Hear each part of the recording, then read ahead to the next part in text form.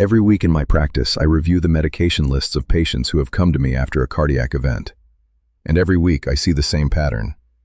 Medications that were prescribed for one condition, arthritis, acid reflux, anxiety, allergies, prostate problems, that carry cardiovascular side effects that the prescribing physician may not have fully explained, that the patient had no idea about, and that in some cases were directly contributing to the cardiac problem that brought them to me. I want to be clear about something before we begin. The medications I am going to discuss today have legitimate medical uses. I am not telling you to stop taking them. I am telling you that if you are over 60 and taking any of these medications, there is a specific cardiovascular conversation you should be having with your doctor, and most likely have not had. My name is Dr. Emmanuel Osei. I'm a cardiovascular surgeon with over 2 decades in the operating room, and today I'm going to show you 5 popular medications that can be dangerous for the heart after 60, and the exact questions to ask your doctor at your next appointment. Stay with me. The first medication is NSAIDs, non-steroidal anti-inflammatory drugs, ibuprofen, naproxen, diclofenac. These are among the most widely used medications in the world, available over the counter, taken routinely for arthritis pain, back pain, headaches, and inflammation. Most people over 60 take them regularly without thinking twice. Here is what the cardiovascular data shows. NSAIDs cause sodium and water retention, directly raising blood pressure. They reduce the production of prostaglandins that normally protect the arterial lining. They increase platelet aggregation, making blood more prone to clotting. And they reduce the effectiveness of most blood pressure medications taken simultaneously. A large meta-analysis found that regular NSAID use raises the risk of heart attack by approximately 20 to 50%, depending on the specific drug, the dose, and the duration of use. Diclofenac, one of the most prescribed NSAIDs globally, carries among the highest cardiovascular risk in this class.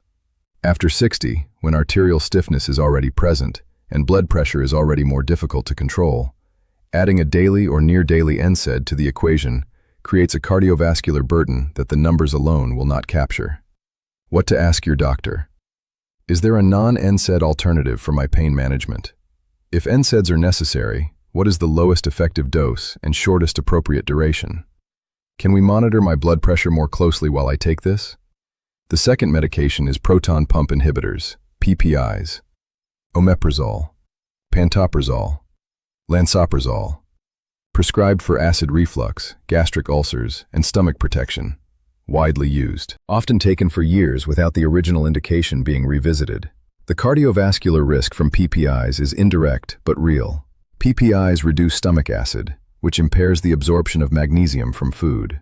Chronic PPI use is directly associated with hypomagnesemia, low magnesium levels, and low magnesium, as I have discussed in other videos, is directly linked to cardiac arrhythmia, elevated blood pressure, and increased arterial stiffness.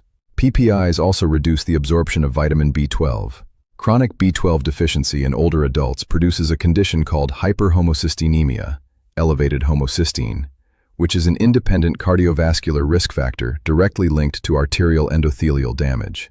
Additionally, studies have found associations between long-term PPI use and increased cardiovascular event rates, potentially through effects on nitric oxide production in blood vessel walls. What to ask your doctor? Do I still have an active indication for this PPI, or was it started as a precaution?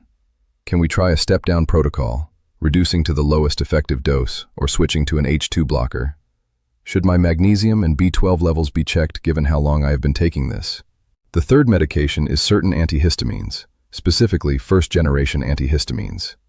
Diphenhydramine, the active ingredient in Benadryl and many over-the-counter sleep aids, is one of the most commonly used medications in people over 60 for sleep, allergies, and itch. It is available without a prescription. It is widely considered safe because it has been around for decades. Its cardiac risk is underappreciated. First-generation antihistamines prolong the QT interval, a measure of the electrical cycle of the heart. QT prolongation increases the risk of ventricular arrhythmias, abnormal heart rhythms originating in the lower chambers. In their most serious form, these arrhythmias can cause sudden cardiac death. The risk is amplified when diphenhydramine is combined with other QT prolonging medications, a list that includes certain antibiotics, antifungals, antidepressants, and antipsychotics. combinations that are not uncommon in older adults managing multiple conditions. Diphenhydramine also has strong anticholinergic effects, blocking the neurotransmitter acetylcholine, which in older adults produces confusion, urinary retention, and an increase in resting heart rate that adds cardiac workload. What to ask your doctor? Is there a second-generation antihistamine, cetirizine, loratadine, fexofenadine, that would address my allergy symptoms without QT prolongation risk? If I use diphenhydramine for sleep, what are the safer alternatives? Does any other medication I take also prolong the QT interval? The fourth medication is alpha blockers, used for benign prostatic hyperplasia. Tamsulosin, doxazosin, terazosin, prescribed to millions of men over 60 for urinary symptoms caused by an enlarged prostate. They relax smooth muscle in the prostate and bladder neck, reducing the obstruction to urinary flow. They also relax smooth muscle throughout the vascular system. The primary cardiovascular concern is orthostatic hypotension, a sudden drop in blood pressure when standing up. In a younger man, the cardiovascular system compensates quickly. In an older man with arterial stiffness, the compensation is slower and less effective. The blood pressure drop can be severe enough to cause dizziness, loss of balance, and falls. Falls in men over 70 are a leading cause of serious injury and are associated with significant mortality. The dizziness that leads to a fall is not always attributed to the alpha blocker.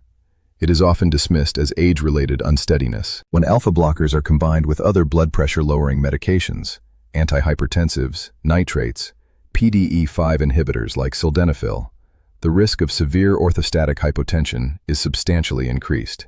What to ask your doctor? Have we considered a 5-alpha reductase inhibitor as an alternative or addition that does not carry the same vascular relaxation risk? Am I at risk of significant orthostatic hypotension given my other medications? Should I be monitoring my blood pressure when changing position? The fifth medication is certain antidepressants, specifically tricyclic antidepressants and some SSRIs, amitriptyline, nortriptyline. These older antidepressants are still widely prescribed, often not for depression but for chronic pain, nerve pain, and sleep problems. They are effective for these indications. Their cardiovascular profile in older adults is concerning. Tricyclic antidepressants are among the most potent QT-prolonging drugs in common use. They block cardiac sodium channels and slow conduction through the heart's electrical system. In the context of existing cardiac disease, reduced kidney clearance, and polypharmacy, all common in people over 60, their cardiovascular risk is significant. Among SSRIs, citalopram and escitalopram carry specific QT prolongation warnings that prompted the FDA to issue dose limits specifically for patients over 60. The reason is pharmacokinetic. Older adults clear these drugs more slowly, producing higher blood levels at equivalent doses. What to ask your doctor? If I am taking a tricyclic antidepressant for pain or sleep rather than depression, are there alternatives with a lower cardiovascular risk profile? Given my age, is my SSRI dose within the FDA recommended limit for patients over 60? Has my QT interval been checked on an ECG recently? I want to tell you about a patient I'll call Norman, 74 years old. He came to me after experiencing recurrent episodes of palpitations and one brief episode of presyncope, almost fainting, while standing up from his chair. His medication list was long: tamsulosin for prostate, omeprazole for reflux, ibuprofen twice daily for knee arthritis, diphenhydramine occasionally for sleep, and amitriptyline 25 milligrams at night for nerve pain. His cardiologist had performed an ECG. His QT interval was prolonged. The interaction between the amitriptyline and the diphenhydramine, both QT prolonging agents, was identified as the likely cause of his arrhythmia risk. His blood pressure was persistently elevated despite medication. The ibuprofen was blunting his antihypertensive. His magnesium was low. The omeprazole had been depleting it for 3 years. His orthostatic hypotension, the almost fainting when standing, was a direct effect of the tamsulosin combined with his antihypertensive. No single medication was the cause.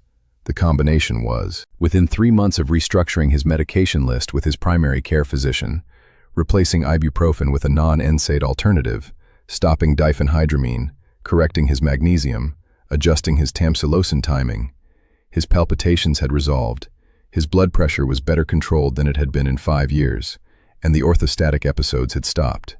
He told me something I think about often: He said, "Every one of those prescriptions was given to me by a different doctor. Nobody ever looked at the list as a whole. Nobody looked at the list as a whole. Because in our healthcare system, each specialist manages their condition. The cardiologist manages the heart. The urologist manages the prostate. The gastroenterologist manages the reflux. Nobody is systematically reviewing the complete cardiovascular impact of the entire medication list.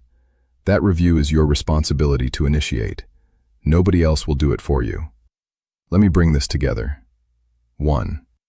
NSAIDs, ibuprofen, naproxen, diclofenac, raise blood pressure, increase clotting risk, and blunt antihypertensive medications. Ask about non-NSAID alternatives. 2. Proton pump inhibitors. Long-term use depletes magnesium and B12, driving arrhythmia risk and arterial damage. Ask whether you still have an active indication and whether your levels have been checked. 3. First-generation antihistamines.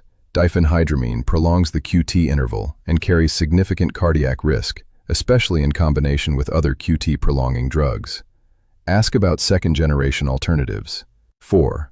Alpha blockers for prostate. Cause orthostatic hypotension that leads to falls and cardiovascular stress.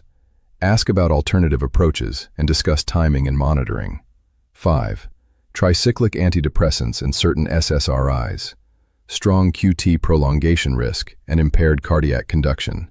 Ask whether alternatives exist and whether your QT interval has been checked recently. The question to bring to your next appointment is simple. Can you review my complete medication list, specifically for cardiovascular interactions and age-related risks?